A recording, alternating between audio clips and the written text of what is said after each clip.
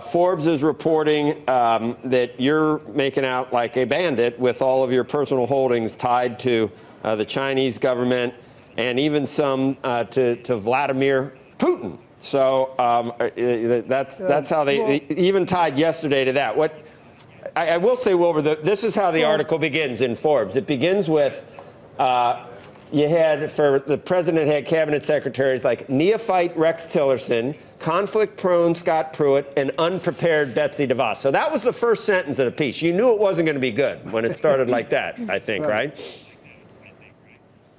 Yeah, well, first of all, the holdings to which they're referring have all been divested. So it's at best ancient news. Everything that's been done has been done in compliance with the Office of Government Ethics.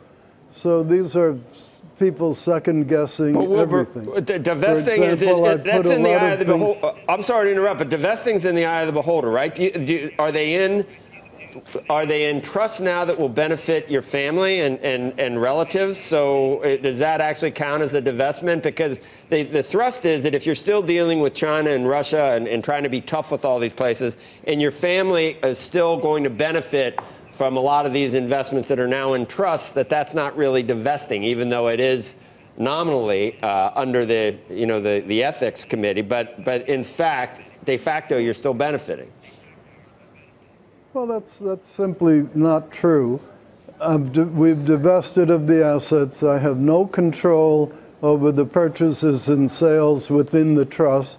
We're not income beneficiaries. We're not equity beneficiaries. I have no economic interest in those trusts. But many of the assets were not put into the trust anyway. It was only the ones that were very difficult to sell. Everything that was readily saleable was sold. So the idea of trusts that meet very specified criteria has been part of government for a very, very long time. It's not something peculiar to the Trump administration. It is true of all prior administrations. Right. So people may say, oh, well, tut-tut. Yeah. Fact is, that's the established practice. It says, yeah, that the ethics rules that are currently in force are woefully unprepared to deal with a Trump administration and the type of people that are in his cabinet. That was the point it made. Because the money involved. Because everybody, and you do have, it is a global marketplace now, and I've watched your career for a long time. You've had investments in Russia, China, Turkey, all over the place for years and years and years. So I can imagine how complex it is. No, I don't have any investments in Russia. I never have. What they're doing is innuendo. A company that I was invested in happened to have a Russian shareholder. Okay. Another company happened to do business with some companies in Russia, a shipping company. They take little tiny things and make them into something that they are not. And the worst of all is that they don't pretend to really do the research. They just make these wild claims. Yeah, the short selling. But on the trust, the short selling part was. I mean, I read what you did, and I don't.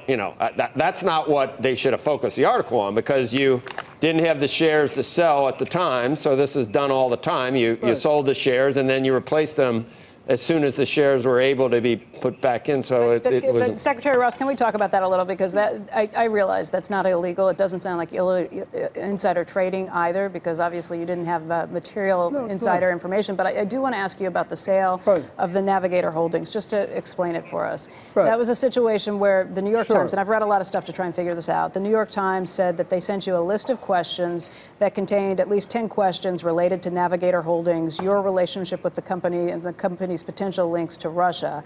3 days later, they say you opened a short position, and 11 days after they actually published the article, you closed out that short position. So just from optics, that makes it look like you knew there was going to be a negative story written, and that's why you shorted the stock. Can you explain what happened? Yeah, well, first of all, I began selling Navigator 6 months before that. So this is not the first sale of Navigator that was made. What came about, these were shares that were originally part of a director compensation program, and some of them never really found their way physically to me. So when I found that there were some more shares than what I had sold months earlier, I got them moved into an account so I could sell them.